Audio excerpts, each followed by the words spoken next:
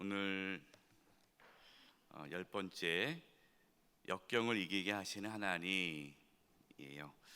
오늘 학계 그다음에 에스라 7에서 10장 말씀을 나누게 됩니다. 학계 말씀을 들어갈 텐데요. 여러분 57페이지 보도록 하겠습니다. 57페이지.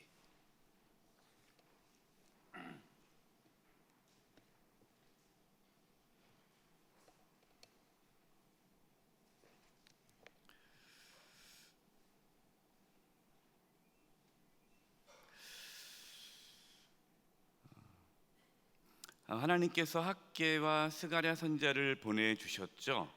학개와 스가랴 선지자를 보내주신 이유가 무엇입니까?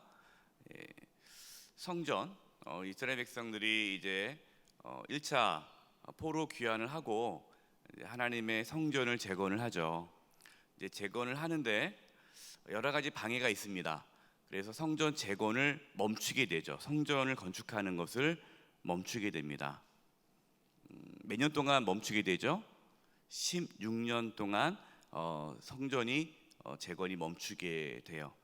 그래서 하나님께서 학개와 스가랴 선지자를 보내셔서 다시 성전을 재건하도록 하십니다.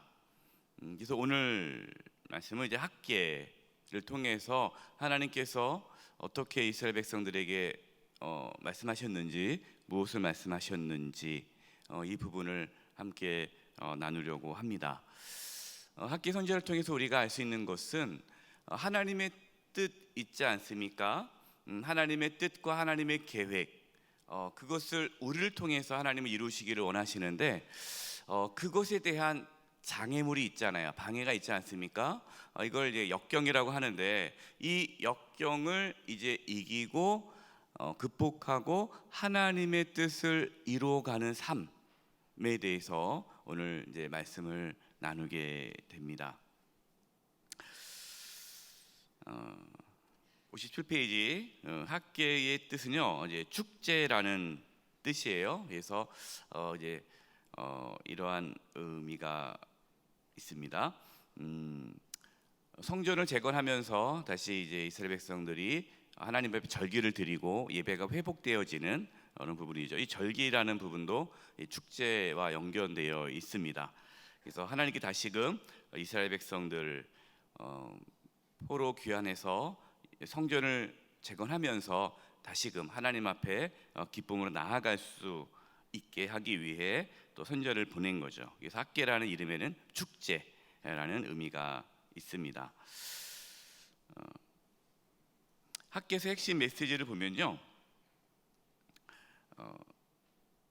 2번 보면 하나님께서는 당신의 일을 최우선적으로 생각하는 자를 축복하신다. 이제 좀 나중에 나오겠지만 우선순위, 그러니까 우선순위에 대한 문제가 있었습니다. 이스라엘 백성들이 성전을 재건하는데 어려움이 생기지 않았습니까? 그리고 성전 재건하는 것을 포기하고 이제 자기 일에 집중을 하게 됩니다. 그래서 하나님 학개 선지자를 통해서 이스라엘 백성들이 우선순위에 대해서 잘못되었다라는 것을 말씀하면서 다시 하나님께 우선순위를 둬야 된다라는 부분을 말씀을 하죠. 그리고 네 번째 보면 솔로몬 성전에 비해 새 성전은 너무나 초라하였다. 그러나 외형적인 모양보다 더 중요한 것은 그 속에 담긴 중심이다. 하나님은 새 성전을 기뻐하시면서 임재할 것을 약속하셨다. 성전이 지어졌을 때 그 성전이 참 초라하고 솔로몬의 성전에 비해서는 볼품이 없었지만 하나님께서는 그러나 예전 영광보다 더 큰 영광으로 함께 하겠다라고 말씀을 하셨죠. 우리는 그 모습을 통해서 눈에 보이는 것보다 눈에 보이지 않는 것에 더 관심을 가져야 함을 이제 말씀을 통해서 알게 됩니다. 자, 이제 말씀을 들어가 보도록 하겠습니다. 53페이지 1번 역경을 이기게 하시는 하나님.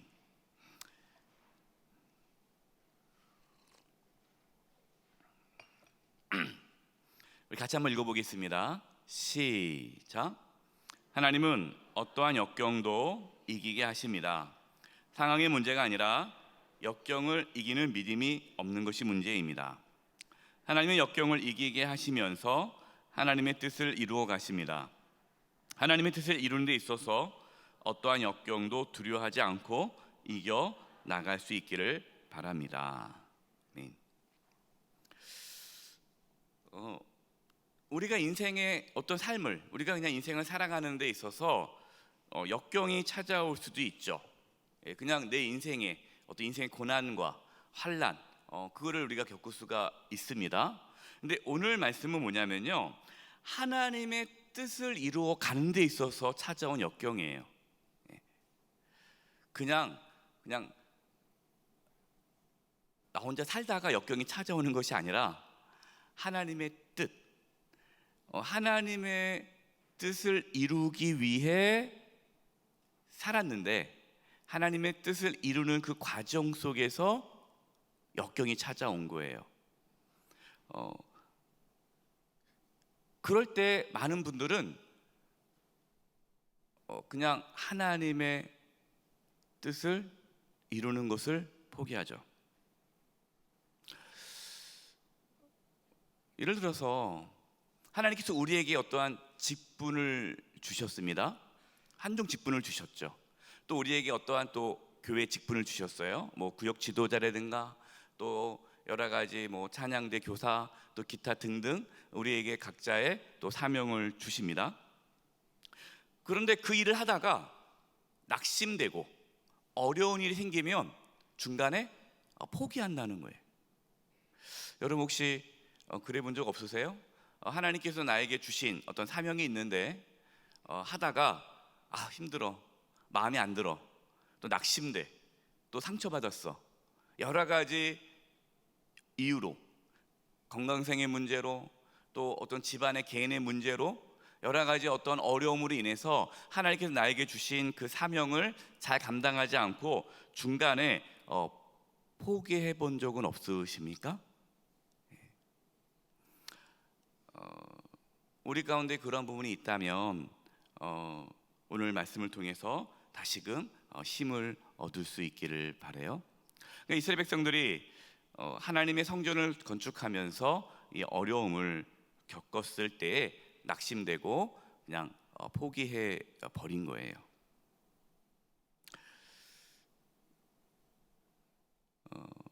상황의 문제가 아니라 그 역경을 이겨낼 수 있는 믿음이 없는 것이 문제다라는 것을 이제 말씀해 주십니다. 함께 2장 8절과 9절을 같이 한번 읽어보겠습니다. 시작. 은도 내 것이요 금도 내 것이니라. 만군의 여호와의 말이니라. 이 성전의 나중 영광이 이전 영광보다 크리라. 만군의 여호와의 말이니라. 내가 이곳에 평강을 주리라. 만군의 여호와의 말이니라. 여러분 여기서 만군의 여호와의 말이니라 몇 번 나옵니까? 3번 나와요. 지금 이스라엘 백성들에게 문제는 뭡니까? 하나님을 너무 작게 여기는 거예요. 만군의 하나님, 하나님은 만군의 하나님, 열방의 하나님, 창조주 하나님. 은도 내 것이요 금도 내 것이라. 그러니까 지금 은과 금이 없어서 성전을 못 짓는 게 아니라는 거죠. 근데 뭐라고 얘기하는 겁니까? 지금 우리가 성전을 지을 여건이 안 됩니다. 돈이 없는데 어떻게 짓니까? 우리가 힘이 없는데 어떻게 합니까? 우리가 하나님의 일을 하는 데 있어서 자꾸만 그런 환경을 보죠. 은과 금이 없는데, 돈이 없는데 어떻게 하나님의 일을 합니까? 하나님께서 말씀하는 거예요. 은과 금은 내게 있다. 나는 만군의 여호와다. 이 성전의 나중 영광이 이전보다 크리라. 그러면서 내가 이곳에 평강을 주리라. 이스라엘 백성들이 포로 귀환을 해서 예루살렘을 재건하는데 평강을 잃어버립니다. 평강을 잃어버려서 그 평강을 찾기 위해 무단히 노력을 해요. 근데 하나님께서 말씀하시는 거예요. 너희의 힘으로 그 평강을 찾을 수 있는 것이 아니다. 그 평강은 누가 준다? 하나님이 준다. 그래서 이제 하나님께서 다시금 이스라엘 백성들을 선지자를 통해서 우선순위를 다시 설정하게 하고 하나님의 평강을 누리게 해 주시죠. 이제 본론적으로 들어가 보겠습니다. 2번, 하나님의 일을 방해하는 것들. 우리가 하나님의 뜻을 이루어가는 데 있어서 방해하는 것들이 있습니다. 첫 번째가 뭡니까? 핑계예요. 핑계 없는 무덤 없다고 하는데 우리가 살면서 핑계를 참 많이 대요. 학기 1장 2절입니다. 읽어보겠습니다. 시작. 만군의 여호와가 이같이 말하 이르노라. 이 백성이 말하기를 여호와의 절을 건축할 시기가 이르지 아니하였다 하느니라. 백성이 말하는 거예요. 하다 보니까 힘들어요. 성전 짓는 게. 또 방해하는 게 많습니다. 그리고 생각보다 자기가 많이 희생해야 돼요. 그러니까 핑계를 대는 거예요. 뭐라고요? 하나님의 성전을 지을 때가 아닌 것 같아. 우리 좀 멈춥시다. 근데 하나님께서 말씀했잖아요. 성전을 지으라. 하나님께서는 지으라고 말씀했는데 이스라엘 백성들은 하나님의 때가 아니라고 말을 합니다. 방해 세력이 있으니까 하나님의 일은 순종하게 진행이 돼야 되는데 뭔가 자꾸만 이렇게 문제가 생기니까 이거는 하나님의 뜻이 아닌 것 같아. 그러니까 하지 맙시다. 이렇게 하는 거예요. 여러분, 이것이요, 이게 어려워요. 뭐가 어렵습니까? 이게 핑계인지 아니면 하나님의 정말 뜻이 진행하지 않는 것인지, 이게 참 어렵습니다. 분별할 수 있어야 돼요. 지금 하나님의 때가 아니구나 하고 멈춰야 될 때가 있어요. 근데 이것이 하나님의 정말 뜻대로 멈춰야 되는 것인지 아니면 지금 멈추는 것이 핑계인 것인지, 이거를 구분할 수 있어야 됩니다. 이것이 쉽지가 않아요. 왜 이런 말씀을 드리냐면, 여러분, 우리가 어떤 일을 하는 데 있어서 무조건 그 일을 다 그냥 밀어붙여야 된다는 건 아닙니다. 여러분, 오해하면 안 돼요. 그래서 여러분, 어떤 하나님 일을 할 때 누가 이제는 때가 아닌 것 같아요 그러면 핑계 대지 말라고 무조건 해야 된다고 막 이렇게 밀어붙이면 안 됩니다. 그래서 이게 핑계인지 정말 하나님의 뜻대로 멈춰야 될지를 분별할 수 있어야 돼요. 그러나 우리 가운데 핑계가 있다라는 것을 우리가 알고 지금 내가 일을 멈추는 것, 이것이 혹시 핑계는 아닌가 정직하게 자기를 돌아볼 필요가 있다라는 거예요. 핑계를 많이 대죠. 제가 나이가 많아서요. 내 집이 멀어서요. 제가 애를 봐야 돼서요. 내가 지금 건강이 좋지 않아서요. 제가 아는 게 없어서요. 우리가 핑계를 참 많이 댑니다. 그래서 그 부분을 우리가 정직하게 보아야 돼요. 두 번째, 실망감입니다. 실망감. 학계 1장 9절 같이 한번 읽어보겠습니다. 시작.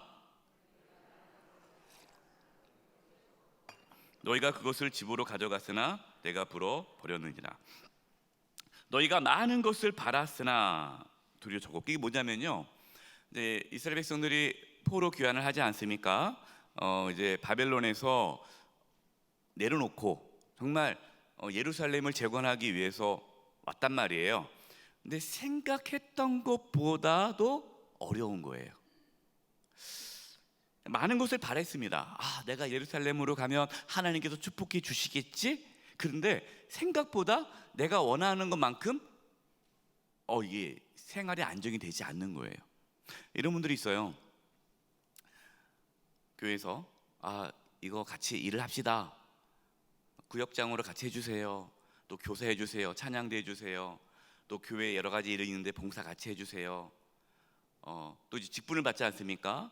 직분을 받는데, 그래, 내가 이 일을 하면 하나님께서 복 주시겠지? 내가 권사로서 열심히 봉사하면은 하나님께서 축복해 주시겠지? 근데 웬걸 별로 생각보다 나에게 득되는 게 없단 말이에요. 네. 그러니까 실망감이 큰 거예요. 내가 바라는 것보다 생각보다 얻어지는 게 없는 거예요. 하나님께서 큰 축복을 주실 줄 알았는데 생각보다 적은 거예요. 그래서 실망하게 됩니다. 이렇게 얘기하시는 분들이 있어요. 저 안 할래요. 그래서 왜요? 했더니 저는 그거 하면 뭔가 도움이 될 줄 알았는데, 저에게 뭔가 이익이 될 줄 알았는데 뭐 별로 생각보다 그렇게 도움이 안 되네요. 저는 안 하겠어요. 그러니까 실망감이죠. 내가 바라는 것만큼 이루어지지 않으니까 이제 하나님의 일을 하지 않겠다. 세 번째, 54페이지. 우선순위의 혼동입니다. 이것이 가장 큰 문제예요. 이게 가장 큰 문제인데, 아까 1장 4절 한번 읽어보겠습니다. 4절 한번 읽어볼까요? 시작. 성전이 이렇게 무너져 있는데 지금이 너희만 잘 꾸민 집에 살고 있을 때란 말이냐. 여러분, 하나님께서 아주 그냥 뼈 때리는 말을 하셨어요. 뼈 때리는 말. 이 뭐예요? 지금 성전은 지금 중단되어 있어서, 하나님의 성전은 지금 방치되어 있는데 각자 자기 집만 꾸미기에 혈안이 되어 있는 거예요. 자기 집 짓는 데만 막 정신이 없는 거예요. 5절입니다. 나 만군의 주가 말한다. 너희는 살아온 지난 날을 곰곰이 돌이켜 보아라. 너희가 많이 거두기를 바랐으나 얼마를 거두지 못했고, 너희가 집으로 거두어 들였으나 내가 그것을 흩어버렸다. 그 까닭이 무엇이냐? 그러니까 잘 생각해 보라는 거예요. 너희가 예루살렘으로 돌아와서 열심히 이제 살려고 노력하고 추수하고 많은 것을 거둬들이기를 바랬는데, 잘 생각해 봐라. 잘 거두지 못하지 않았느냐? 왜 그런지 아느냐? 내가 다 그것을 흩어버렸다. 그러니까 너희들이 삶의 우선순위가 잘못됐다라는 거죠. 그래서 만군의 주의 말이다. 나의 집은 이렇게 무너져 있는데 너희는 저마다 제 집 일에만 바쁘기 때문이다. 삶의 이제 우선순위가 이제 잘못됐다는 거예요. 여러분, 우리의 삶의 우선순위, 첫 번째 우선순위가 누가 되어야 됩니까? 하나님이 되어야 됩니다. 하나님. 여러분, 하나님이 우리의 삶의 우선순위가 되어야 돼요. 여러분이 이 말씀을 또 오해하셔서 가정 일을 저버리고 교회 일을 해라, 그 뜻은 아닙니다. 하나님이 삶의 중심이 되어야 된다는 거예요. 삶의. 여러분, 가정도 하나님께서 우리에게 주신 공동체잖아요.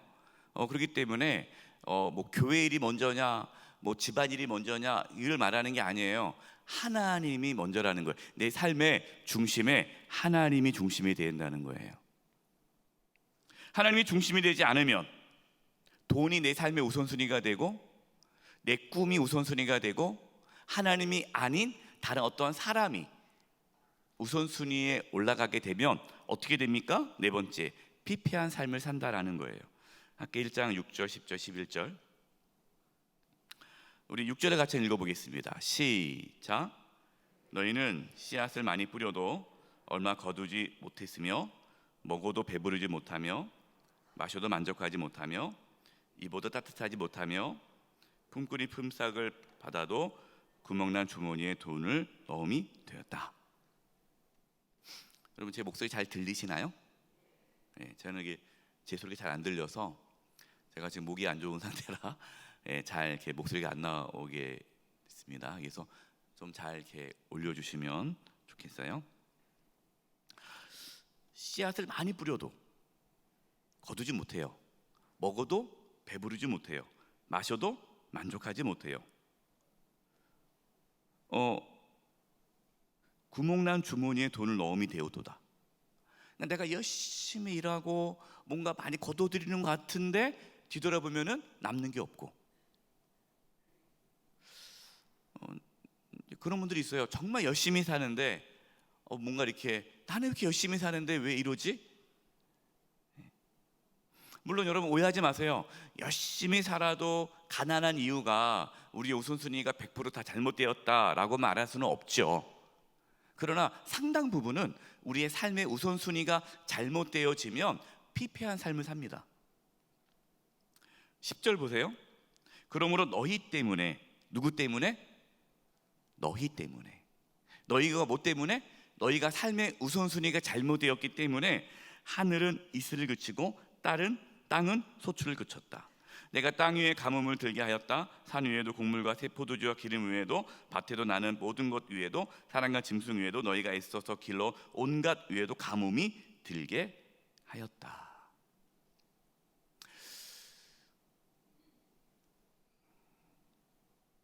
여러분, 우리의 삶에 피폐함이 있다면 돌아봐야 돼요. 혹시 내가 삶의 우선순위가 잘못되지 않았나? 내가 하나님보다 다른 것을 더 우선시하며 살지 않았나? 예. 안타까운 게요, 적지 않은 성도님들이 돈을 쫓아 삽니다. 돈. 하나님을 섬기는 이유도 돈 때문에 섬겨요. 내가 하나님을 잘 섬기면 하나님 나 부자 되게 해주지 않을까? 근데 그의 삶의 우선순위는 돈이에요. 여러분, 우리가 하나님이 아닌 다른 것을 우선순위에 뒀을 때에 우리의 삶은 피폐해진다는 것을 말씀하고 있는 거예요. 지금 이스라엘 백성들이 바벨론에서 예루살렘으로 돌아왔습니다. 근데 그들의 그 목적이 뭐예요? 하나님이 우선순위가 아닌 거예요. 겉으로는 하나님이라고 했지만 실제로는 자신의 어떠한 평안함과 자신의 행복과 자신 만족을 위해서 온 거죠. 그러나 그것이 이루어지지 않으니까 계속해서 더 그것을 쫓는 거예요. 그것이 그들의 삶을 더 피폐하게 만든 겁니다. 세 번째, 역경을 극복하는 길. 1번, 자신의 행위를 살핌. 하나님께로 우선순위를 두라는 거예요. 함께 1장 7절 같이 한번 읽어보겠습니다. 시작. 만군의 여호와가 말하노니 너희는 자기의 행위를 살필지니라. 여러분, 지혜로운 사람은요, 자기의 행위를 살핍니다. 자기의 행위를 살핀다는 게 뭐냐면 자신의 신앙을 점검한다는 거예요. 여러분, 우리가 그동안 해왔던 삶의 방식을 계속 유지하면 안 돼요. 내가 지금까지 살아왔던 방식대로 살면 안 됩니다. 내 삶에 뭔가 문제가 있다면 자기를 돌아봐야 돼요. 살펴야 돼요. 내 우선순위, 하나님께로 우선순위가 안 돼 있다면 그를 조정을 해야 합니다. 마태복음 6장 33절이에요. 그러니 너희는 먼저 그의 나라와 그의 의를 구하라. 그리하면 이 모든 것을 너희에게 더하시리라. 이게 우선순위죠. 너희는 먼저 하나님의 나라를 구하라. 하나님의 나라가 뭡니까? 하나님의 다스림, 하나님의 통치, 하나님의 그의 의를 구하라. 하나님의 뜻을 구하라. 이것이 우리의 삶의 우선순위가 되어야 한다는 거예요. 그리하면 이 모든 것을 너에게 더하시리라.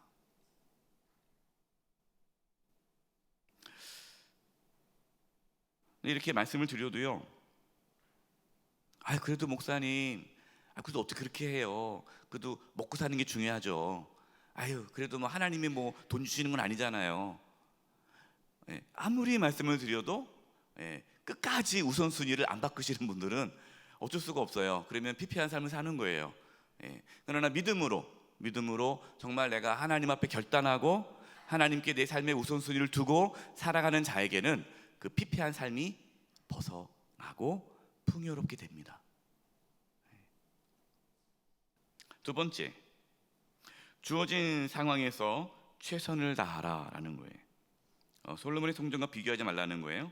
아까 1장 8절, 너희는 산에 올라가서 나무를 가져다가 성전을 건축하라. 그리하면 내가 그곳으로 말미암아 기뻐하고 또 영광을 얻으리라. 여호와가 말하였느니라. 지금 주어진 상황이 어때요? 여러분, 이제 솔로몬은 성전 어떻게 지었습니까? 백향목으로 지었잖아요. 아주 수입산, 아주 좋은 고급, 최고급 자재로 성전을 지었어요. 그런데 지금 이스라엘은 그럴 수가 없잖아요. 가진 게 없잖아요. 아무것도 없잖아요. 그럼 어떻게 하라는 거예요? 그냥 산에 올라가서 나무를 베어와서 그걸로 져라. 초라한데요? 괜찮다. 하나님께서 지금 요구하시는 게 뭡니까? 빚내서 성전 지라는 게 아니에요. 지금 네가 할 수 있는, 네가 지금 처해 있는 상황에서 최선을 다하라는 거예요. 솔로몬 성전과 비교하지 말아라. 어떤 분들은 이렇게 얘기해요. 목사님, 제가 가진 게 없어서요. 그러니까 내가 지금 여건이 안 되니까, 내가 가진 게 없으니까, 내가 아무것도 없으니까 안 하겠다는데, 여러분, 그건 어리석은 거예요. 내가 갖고 있는 것 가지고 최선을 다하는 거예요. 하나님은 우리에게 요구하시는 것이요, 뭡니까? 충성이에요. 지금 나에게 주어진 상황에서 최선을 다하는 것을 하나님 기뻐하십니다. 하나님은 다른 사람과 비교하지 않아요. 저는 이렇게 얘기하시는 분이 있어요. 목사님, 저는 가진 게 별로 없어서요. 저는 장로가 되면 안 돼요. 장로가 되면은 헌금도 많이 해야 되지 않습니까? 그거야 돈 많은 분들은 많이 하겠죠. 없는 분들은 안 하면 되는 거예요. 각자가 하나님께 주신 최선의 삶에서, 자리에서 최선을 다하는 거예요. 근데 자꾸만 사단이 그리고 주변 이상하게 만드는 거예요. 다른 사람과 비교하고 해서 그냥 주저앉게 만드는 거예요. 아무것도 안 하게 만드는 거예요. 여러분, 그러지 마세요. 하나님께서 우리에게 주신 내 상황에서 최선을 다해 하나님을 섬기면 되는 거예요. 하나님 그걸 기뻐한다고 하지 않았습니까? 그것도 영광을 얻으리라. 그러니까 성전을 짓는데 처음부터 막 그냥 무리하게 하려고 하니까 솔로몬의 성전만 생각하다 보니까 엄두를 못 내고 있는 거예요. 그러지 말아라. 나는 그게 중요하지 않다. 그냥 산에 가서 나무 베어와. 그걸로 그냥 져. 그래도 나는 기뻐한다. 세 번째, 하나님의 말씀을 듣고 하나님을 경외함. 학계 1장 12절이에요. 스알디엘의 아들 스룹바벨과 여호사의 아들 대제사장 여호수아와 남은 모든 백성이 그들의 하나님 여호와의 목소리와 선지자 학계의 말을 들으니 이는 그들의 하나님 여호와께 그들을 보내셨습니다. 백성이 다 여호와를 경외하매. 역경을 극복하는 길이 뭡니까? 하나님 말씀을 듣는 거예요. 하나님 말씀을 듣고 하나님을 경외할 때에 우리는 역경을 극복할 수 있습니다. 여러분, 하나님께서는 우리에게 말씀을 주세요. 그래서 말씀을 통해서 우리가 다시금 힘을 얻게 하고 하나님의 일을 다시 시작하게 하죠.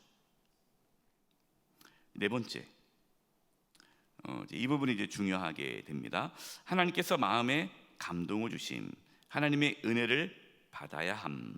우리 학계 1장 13절 있습니다. 여기는 지금 학계 1장 14절만 적어 있는데요. 학계 1장 13절부터 한번 읽어보겠습니다.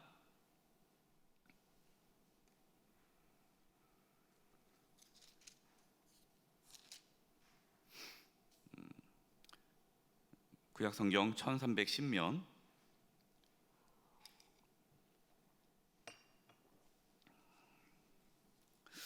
학계 1장 13절 제가 읽을게요.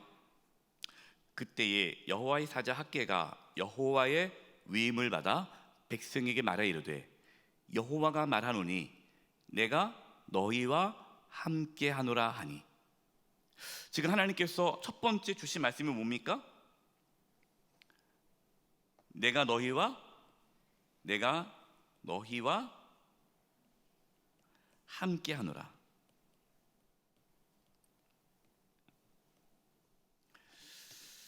여러분, 혹시 살면서 하나님의 일을 하다가 믿음의 길을 걸어가다가 낙심할 때, 그냥 포기하고 싶을 때, 아무것도 안 하고 싶을 때, 도망가고 싶을 때, 그때 하나님 앞에 엎드려 기도합니다. 하나님께서 우리에게 힘을 주시는데, 일어서서는 힘을 주시는데 그 말씀이 뭘까요? 내가 너와 함께 하노라, 이거예요. 내가 안다. 너 힘들지? 네, 힘들어요.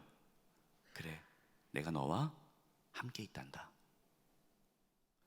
하나님이 나와 함께 한다라는 이 말씀이요, 엄청 큰 힘이 됩니다. 다른 사람이 몰라줘도 되잖아요. 다른 사람이 뭐라고 해도 상관이 없잖아요. 하나님이 나와 함께 하시는데, 하나님이 다 아는데, 하나님 나와 함께 한다라는 이것이 우리를 다시금 일으켜주는 거예요. 여러분, 이 하나님의 음성을 들을 수 있기를 바랍니다. 하나님 나와 함께 한다. 그래서 그 다음에 오늘 본문에 여기 55페이지 교재 보면요, 함께 1장 14절 같이 한번 읽어보겠습니다. 시작. 여호와께서 스알디엘의 아들 유다 총독 수룹바벨의 마음과 여호사닷의 아들 대제사장 여호수아의 마음과 남은 모든 백성의 마음을 감동시키심에 그들이 와서 만군의 여호와 그들이 하나님의 전 공사를 하였으니. 할렐루야. 수룹바벨이 지친 거죠. 여러분, 지도자들도 지치죠. 수룹바벨이 1차 포로기원의 다 지도자 아닙니까? 근데 수룹바벨도요, 성전을 막 짓다가 포기했어요. 힘들었어요. 또 대제사장 여호수아도 힘들었어요. 온 백성도 힘들었어요. 근데 하나님께서 학개 선지자를 통해서 말씀을 보내주시니까 힘을 얻는 거예요. 마음에 감동을 받았다. 여러분, 마음에 감동을 받는 게 뭡니까? 이 은혜 받은 거예요.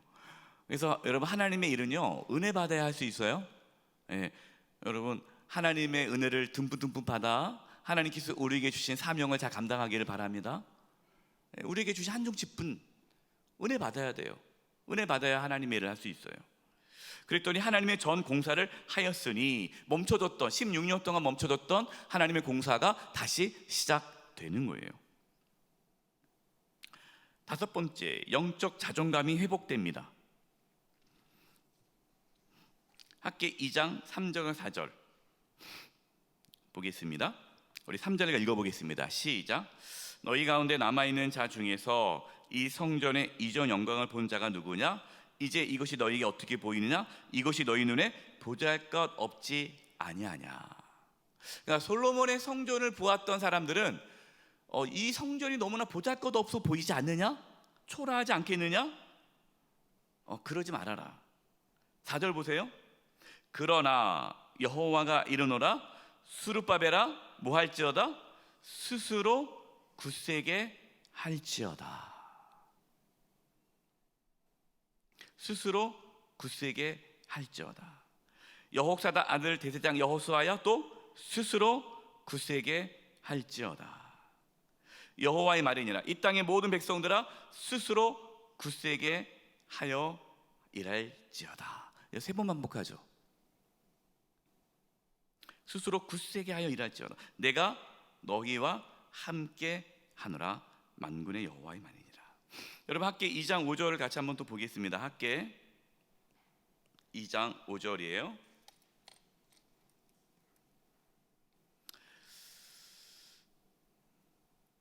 제가 읽을게요.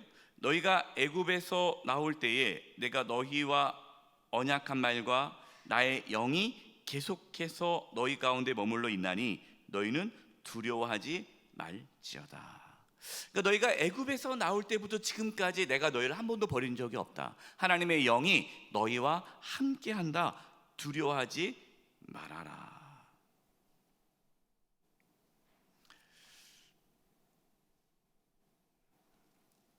그래서 이제 아까 우리가 앞에 읽었던 말씀이에요. 아까 학개 2장 8절과 9절 말씀이에요. 제가 다시 한번 읽어드리면, 은도 내 것이요 금도 내 것이라 만군의 여호와의 말이니라.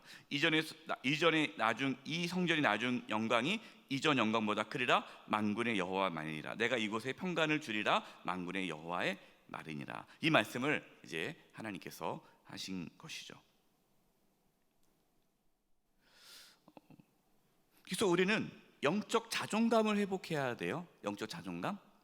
여러분, 영적 자존감은 어떻게 회복됩니까? 하나님이 나와 함께 한다는 것을 깨달을 때 우리는 영적인 자존감을 가질 수가 있어요. 다른 사람과 비교하지 않게 되고, 지금 하나님 나를 통해서 일하시는 일들이 다른 사람과 비교 안 해도 되는 거죠. 스스로 굳세게 할지어다.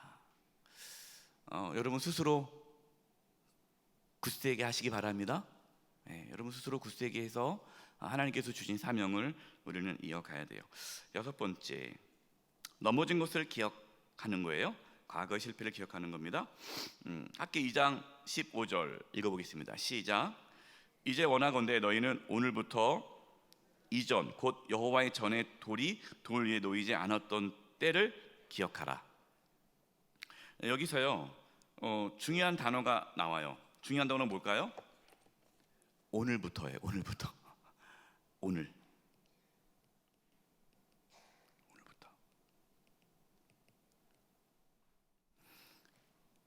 여러분 신앙에서 중요한 게 뭡니까? 오늘이에요. 오늘부터. 과거가 아니라 오늘부터 하면 돼요. 뭐 과거에 어쨌든 상관없어요. 여러분 하나님께 나에게 주셨던 직분 잘 감당하지 못했습니까? 괜찮아요. 오늘부터 하시면 돼요. 오늘부터 구역 지도자 사명 잘 감당하면 돼요. 제가 어제 우리 구역 신방을 했는데 구역장님이 너무너무 잘 돌보시더라고요. 구역원들을.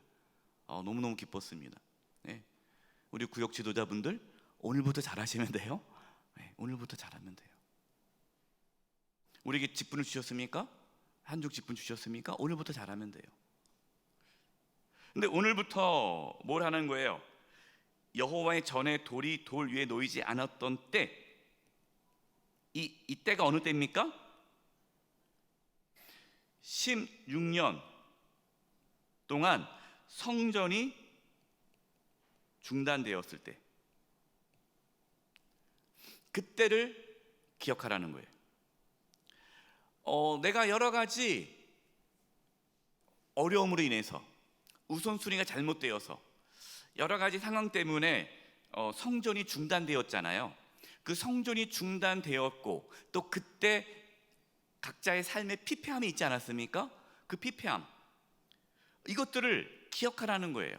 그러니까 과거에 넘어졌던 실패, 그것을 기억하고 오늘부터 다시 그 마음을 굳세게 잡고 하나님의 일을 하라라는 말씀이에요. 고린도전서 10장 12절입니다. 읽어보겠습니다. 시작. 그런즉 선줄로 생각하는 자는 넘어질까 조심하라. 우리 학계 2장 19절, 그다음에 학계 2장 23절을 읽어보겠습니다. 학계 2장 19절.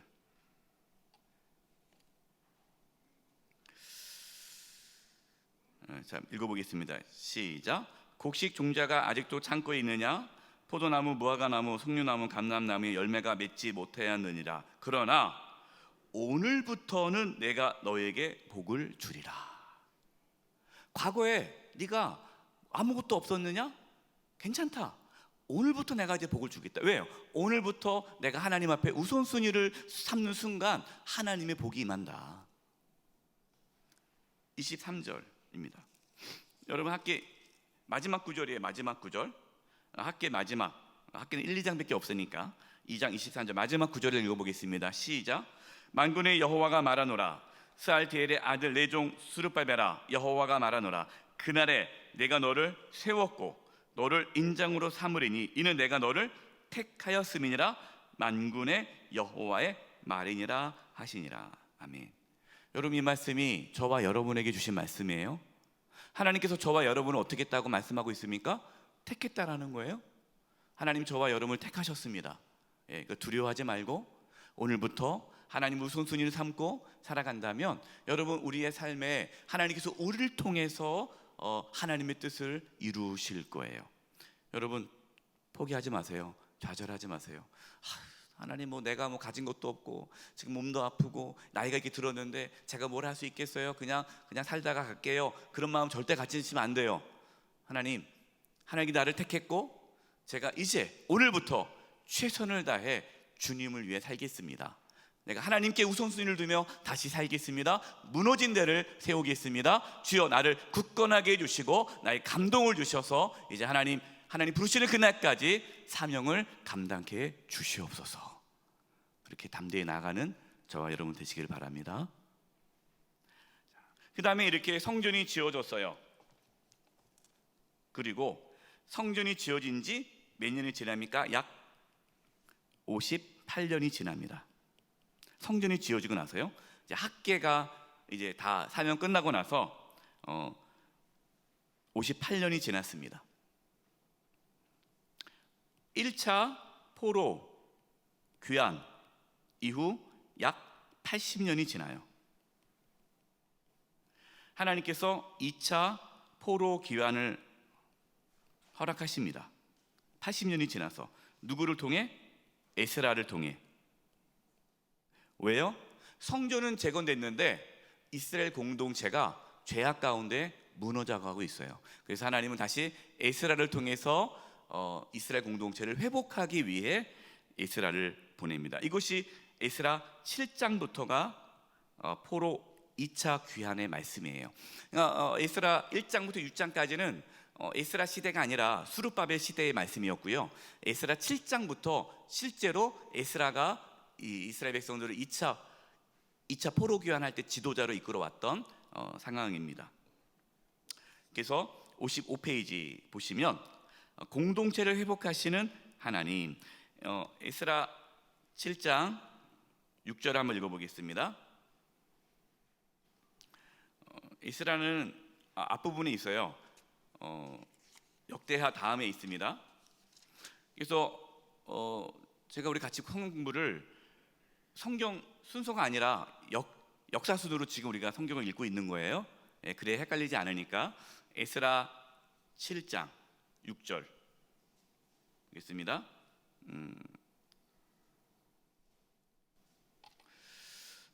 구약성 719면이에요. 제가 읽을게요. 아닥사스다 왕 제7년에 이스라엘 자손과 제사장들과 레위 사람들과 노래하는 자들과 문지기들과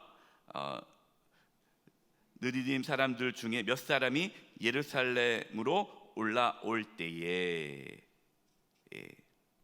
이 에스라가 올라왔으니 왕의 제7년 다섯째 달이라. 이렇게 해서 이제 이스라엘을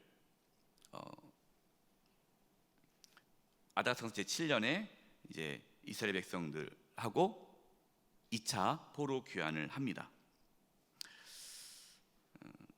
9절을 볼게요. 9절, 7장 9절. 첫째 달 초하루에 바벨론에서 길을 떠났고 하나님의 선한 손에 도우심을 입어 다섯째 달 초하루에 예루살렘에 이르니라. 하나님의 손에 의해서 왔어요. 자, 그러면 하나님께서 에스라를 통해서 무엇을 하셨느냐? 55페이지 다시 교재를 보겠습니다. 55페이지 사람을 세우시는 하나님. 에스라 7장 10절 읽어보겠습니다. 시작. 에스라가 여호와의 율법을 연구하여 준행하며 율례와 규례를 이스라엘에게 가르치기로 결심하였더라. 하나님께서 여호수아 에스라를 보내신 이유가 있어요. 두 가지입니다. 하나는 하나님의 말씀을 연구하게 하셨어요. 두 번째는요, 그 연구한 하나님의 말씀을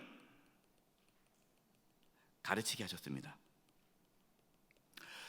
그래서 이제 2차 포로 귀환의 중심, 그러니까 1차의 중심은 성전을 재건하는 거였다면 2차 포로 귀환, 하나님께서 재건하는 건 뭐냐면 하나님 말씀을 다시 세우시는 거예요. 그래서 하나님 말씀을 연구하게 합니다. 놀라운 게요, 우리가 읽진 않았지만 여러분 에스라 7장을 보면 아닥사스다 왕이 명령을 내려요. 무슨 명령을 내리냐면은 에스라에게 하나님 말씀을 연구해서 이스라엘 백성들에게 하나님 말씀을 가르칠 것을 명령을 내립니다. 참 놀랍죠?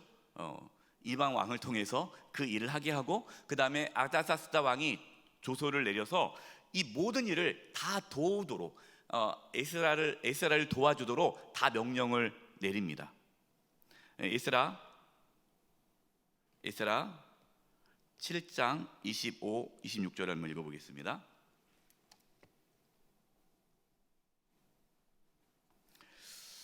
에스라 27장 25, 26절 제가 읽을게요. 에스라여, 너는 지금 이거는 아닥사스다 왕이 명령이에요. 아닥사스다 왕이 명령을 내린 내용이에요. 에스라야, 너는 내 손에 있는 내 하나님의 지혜를 따라 내 하나님의 율법을 아는 자를 법관과 재판관을 삼아 강 건너편 모든 백성을 재판하게 하고 그중 알지 못하는 자는 너희가 가르치라. 26절, 무릇 내 하나님의 명령과 왕의 명령을 준행하지 아니하는 자는 속히 그 죄를 정하여 혹 죽이거나 귀양을 보내거나 가산을 몰수하거나 옥에 가둘지니라 하였더라. 아닥사스다 왕이요, 이방인 왕이 이렇게 하나님의 말씀을 가르치라고 명령을 내리고 이것에 대해서 방해하거나 거부하는 자들은 죽이거나 가산을 다 몰수하라고 이렇게 왕이 명령을 내립니다. 그러자 에스라가 어떻게 반응합니까? 여러분, 에스라 그 다음에 말씀을 읽어볼까요? 7장 27절에서 28절 중요한 말씀 같이 한번 읽어보겠습니다. 에스라 7장 27, 28 같이 한번 읽어보겠습니다. 시작. 우리 조상들의 하나님 여호와를 송축할지로다. 그가 왕의 마음에 예루살렘 여호와의 성전을 아름답게 할 뜻을 두시고 또 나로 왕과 그의 보좌관들과 앞과 왕의 권세에 있는 모든 방백 앞에서 은혜를 얻게 하셨도다. 내 하나님 여호와의 손이 내 위에 있으므로 내가 힘을 얻어 이스라엘 중에 우두머리들을 모아 나와 함께 올라오게 하였노라. 아멘. 하나님의 손이 내 위에 있어서 2차 포로 교환을 할 수 있도록 하나님께서 모든 여건을 다 이렇게 허락하셨다라는 거예요. 그다음에 8장에 보면요, 8장에 이제 2차 포로 귀환했던 명단들이 쭉 나옵니다. 저번에 말씀을 드렸어요. 여러분, 포로 귀환할 때 그 거리가 얼마 정도 되냐면 약 1500km 정도 돼요. 그래서 약 한 4개월 정도 걸립니다. 생각해 보세요. 4개월을 이동을 해야 돼요. 이게 쉬운 일은 아니죠. 또 하나님께 제물을 드리기 위해 금은보화를 가져가 갑니다. 그러면 4개월 정도의 긴 여정을 가야 되고 금은보화, 하나님께 성전을 바칠 금은보화를 가지고 가는데 도적을 만날 가능성이 있잖아요. 얼마나 많은 큰 위험이 있겠습니까? 근데 그 모든 것을 하나님의 도우심을 이제 구하죠. 에스라 8장 21절에서 23절을 읽겠습니다. 중요한 말씀인데요. 에스라 8장 21절 23절 제가 읽을게요. 그때 내가 아하와 강가에서 금식을 선포하고 우리 하나님 앞에서 스스로 겸비하여 우리와 우리 어린아이와 모든 소유를 위하여 평탄한 길을 그에게 간구하였으니, 이게 뭐냐면요, 이제 3개월 약 4개월 정도로 와야 되는데 그 길 동안 하나님께서 우리를 안전하게 지켜줄 것을 뭐 하면서? 금식하면서 기도하는 거예요. 하나님의 도우심을 구하는 거예요. 22절, 이는 우리가 전에 왕에게 아뢰기를 우리 하나님의 손은 자기를 찾는 모든 자에게 선을 베푸시고 자기를 배반하는 모든 자에게는 권능과 진노를 내리신다 하였으므로 길에서 적군을 막고 우리를 도울 보병과 마병을 왕에게 구하기를 부끄러워하였습니다. 이게 무슨 말이냐면요, 에스라가 늘 얘기했잖아요. 늘 얘기한 거예요. 하나님께서 우리를 도와주신다. 하나님을 구하는 자, 하나님을 찾는 자는 하나님을 지켜주신다. 그렇게 말을 해놓고 나서 왕에게 가서 왕이시여 군사를 좀 보내주십시오. 그러면 이건 민망하다.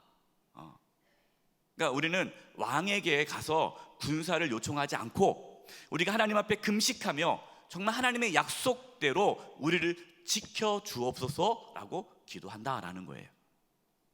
저와 여러분 이렇게 살아갈 수 있기를 바랍니다. 여러분, 어려움이 있을 때 쪼르륵 사람이 달려가서 도움을 요청하지 마세요. 오해하지 마세요. 또 사람이 도움이 필요 없다는 게 아닙니다. 여러분, 우리가 먼저 하나님 앞에 엎드려야 되고 하나님의 도우심을 구해야 돼요. 하나님을 찾아야 돼요. 하나님의 약속을 붙잡고 기도해야죠. 하나님을 찾는 자에게 하나님께서 지켜준다는 하나님의 보호하심을 구하는 자, 그렇게 나가야 되지 않겠어요? 그래서 23절입니다. 우리 23절을 같이 한번 읽어보겠습니다. 시작. 그러므로 우리가 이를 위하여 금식하며 우리 하나님께 간구하였더니 그의 응낙하심을 입었느니라. 할렐루야. 그 4개월 동안 여행하는데 하나님의 보호하심 가운데 여행이 잘 맞춰진 거예요. 포로 귀환이 잘 이루어진 거예요. 저와 여러분의 삶에도 이런 하나님의 보호하심과 돌보심이 있기를 기도합니다. 하나님의 도우심이 있는 거죠. 56페이지. 그래서 에스라 8장 18절입니다.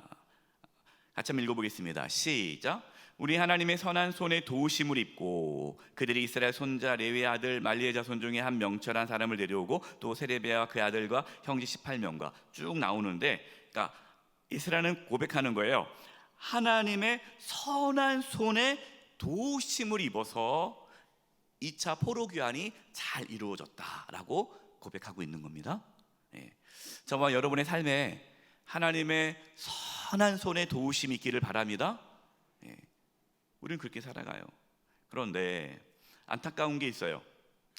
딱 가보니까 도착했어요. 도착해 보니까 이미 지금 예루살렘에는 지도자들이 살고 있지 않습니까? 1차 포로 귀환했던 백성들이 살고 있잖아요.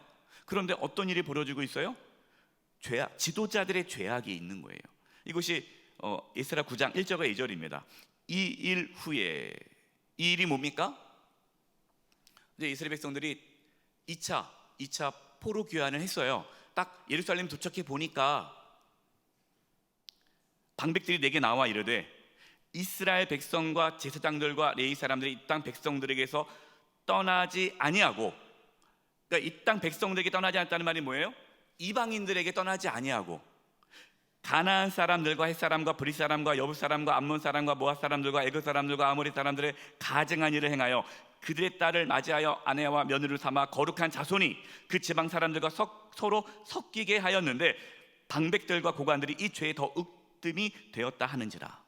그러니까 지도자들이, 레위인들이 분명히 하나님께서는 이방 사람들과 결혼하지 말라고 했는데 이들은 가나안 사람들과 결혼했는데 그것에 앞장섰던 사람들이 누굽니까? 지도자들이었다라는 거예요. 그러니까 지도자들의 타락이 있었던 거예요.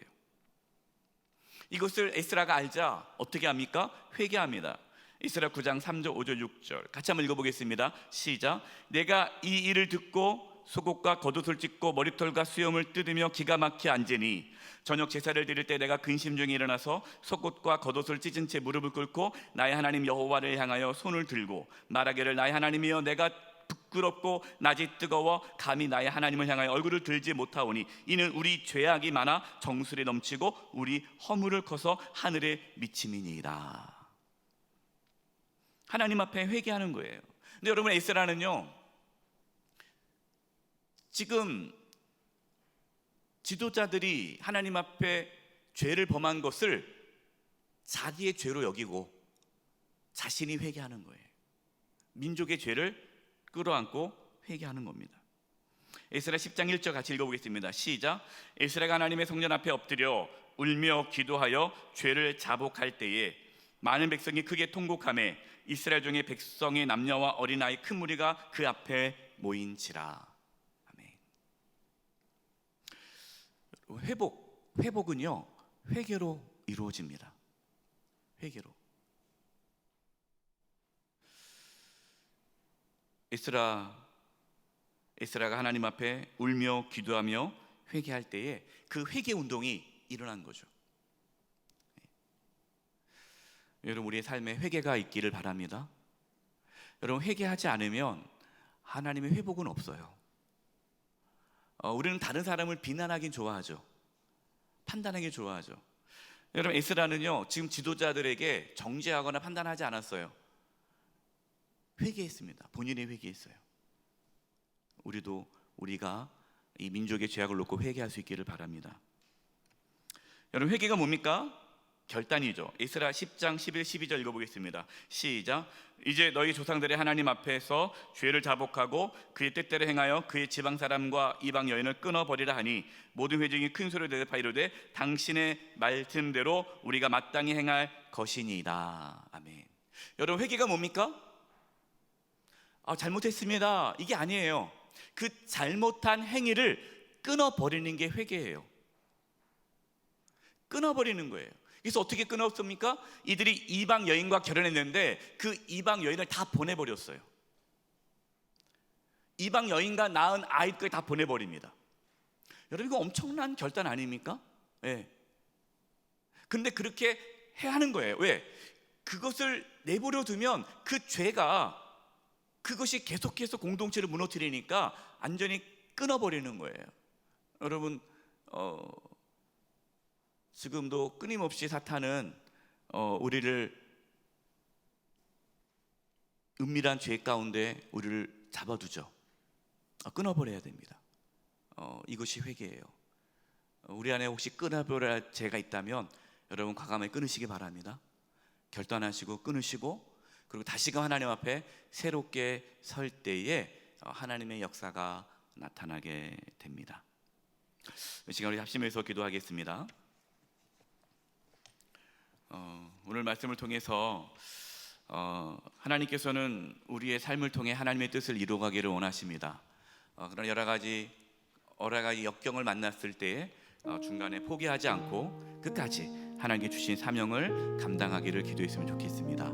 그리고 우리 안에 숨겨져 있는 은밀한 죄를 정직하게 고백하고 끊어버리고 하나님 앞에 정결한 모습으로 나아갈 수 있기를 바랍니다. 우리에게 굳센 마음을 주시옵소서. 하나님, 내가 너와 함께한다라는 이 하나님의 말씀 붙잡고 우리가 영적인 자존감을 회복하는 가운데에 스스로 굳세게 하여 일어서게 하여 주시옵소서. 우리 이 부분으로 합심의 통성으로 기도하겠습니다. 하나님 아버지, 시간 기도합니다. 아버지 하나님 도와주시옵소서. 저희들 연약합니다. 하나님 아버지 역사해 주시고, 아버지 하나님 저희들이 하나님 앞에 결단하며 나가게 도와주시옵소서. 하나님, 우선순위가 회복되기를 원합니다. 우리의 삶 가운데에 아버지 여러 가지 역경과 환난이 있지만 그 모든 것을 이겨내며 하나님 뜻을 이루어가기를 원합니다. 아버지, 우선순위가 회복되게 도와주시고 영적 자존감 회복되게 도와주시옵소서. 아버지의 삶의 우선순위 회복되어지게 도와주시고 하나님의 나와 함께 하신다는 이걸 깨달았고 하나님께 나아갈 수 있도록 역사하여 주시옵소서. 하나님 붙잡아 주시옵소서. 하나님 인도하여 주시옵소서. 아버지 하나님 앞에 회개하기를 원합니다. 회개하고 결단하며 나아갈 수 있도록 역사하여 주시옵소서. 하나님께서 우리에게 주신 직분, 또 주신 사명, 여러 가지 이유로 핑계하며 중단한 것이 있다면 다시금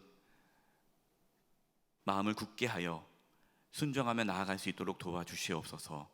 저희들에게 은혜를 허락해 주셔서 우리의 마음에 감동을 주셔서 하나님께 주신 사명을 다시금 감당할 수 있는 힘과 용기와 믿음을 더하여 주시옵소서. 우리의 삶의 우선순위가 바르게 세워져서 피폐한 삶이 아니라 하나님의 은혜 안에 풍성한 삶을 살게 하여 주시고, 끊어야 할 죄악들이 있다면 과감히 끊을 수 있도록 도와주시고, 회개함으로 하나님께 나아가 놀라운 회복의 역사를 경험케 하여 주시옵소서. 예수님의 이름으로 기도드리옵고, 지금은 우리 주 예수 그리스도의 은혜와 하나님 아버지의 그 크신 사랑하심과 성령님의 교통하심과 충만하심이 우리 사랑하는 성도님들 한 영혼 한 영혼 위에, 또 우리 영수의 교회와 이 나라 민족 위에 이제부터 영원토록 함께하옵시기를 간절히 축원하옵나이다. 아멘.